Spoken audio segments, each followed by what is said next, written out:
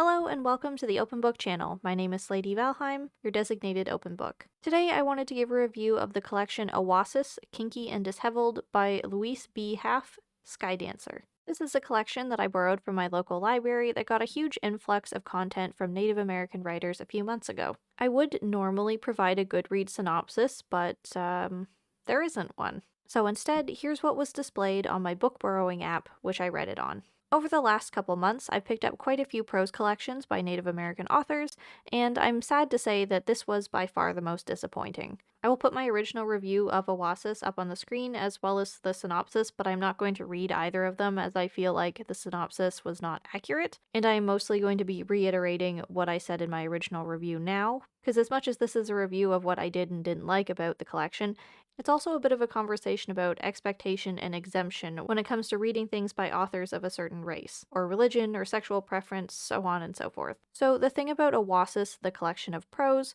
was that I didn't quite understand what I was reading for a very long time. I was constantly trying to interpret the meaning behind why Awâsis, the figure in the stories, was presented as a certain animal or gender in each story, because it was constantly changing, and it took me reading half of it to understand that there really wasn't that much behind it after all. And to be fair, there doesn't necessarily have to be, but the point and purpose of this ambiguous shape-shifting character turned out to be little more than crude humor, of which I am not personally a fan. I am more than willing to admit that I was playing favoritism with this collection on the pretext that it was written with Native American themes and an exploration of gender, because I was really interested in reading something like that, so before I'd even started, I'd elevated my investment in it rather than on the actual content that I was being given. That's probably why it took me so long to realize what I was reading was actually just lowbrow passes at humor. At the beginning of reading this collection, I thought to myself more than once that something had just been a typo, or that I'd misunderstood something, only to be hit over the head with a stupid stick half the collection later when Awâsis devolves into an unapologetic enunciation of poor English in an attempt at being funny. So my disappointment in the collection was partly my bias being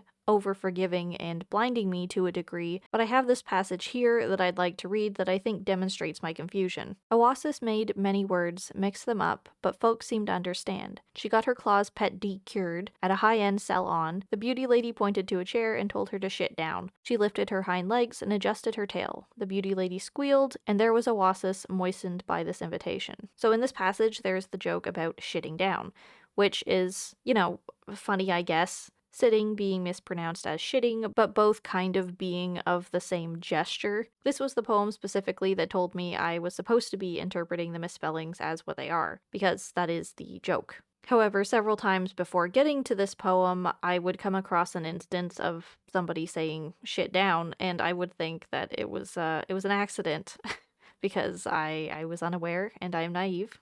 I think that it's mildly understandable, my confusion, that the collection whose main purpose devolved into the execution of arguably vulgar humor like ladies and genitals also includes the close use of words like acceleration. Like, yes, the joke is that it's supposed to be celebration, but throughout the text itself, I didn't get the impression that there was supposed to be no purpose to the stories other than a simple joke, because the word choice alluded to a certain level of writerly competence, if you will. It's quite often shown that Native American stories are highly representative and metaphorical, so when things got a bit dream logic, my first reaction wasn't to disregard everything as purposeless. Although in most cases, as far as I can tell now that I've DNF'd the collection, is that everything didn't quite have a solid reasoning, or that it was just to tell a base joke. I wish that I was being harsh when I called the whole thing kind of pointless, and more than anything crude.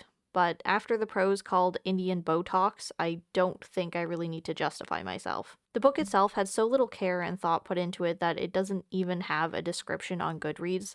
So unfortunately, Awâsis has joined my newly gathered list of DNFs, and even rarer, a 1-star review from me. I didn't rate it so low simply because it turned out to be something than I'd anticipated. I just didn't find the form of humor that it presented at all entertaining. It's not for me. And maybe it's just me, but you can't really read a fart joke.